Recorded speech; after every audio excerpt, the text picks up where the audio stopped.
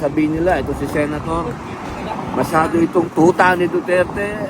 Sabihin nyo na ho ang gusto nyo sabihin, pero andun ho ako sa mundo na nung panahon ni Digong, nagkaroon ng pag-asa.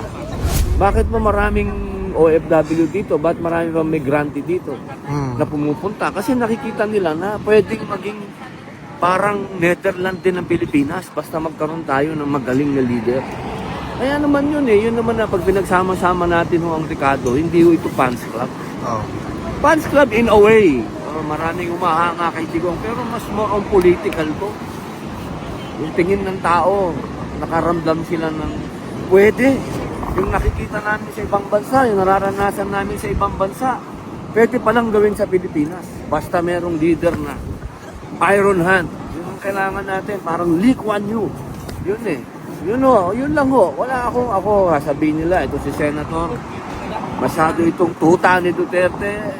Sabihin nyo na ho ang gusto nyo sabihin, pero andun ho ako sa mundo na nung panahon ni Digong, nagkaroon ng pag-asa. Nagkaroon tayo ng pag-asa na isang araw ay magiging progresibo tayong bansa.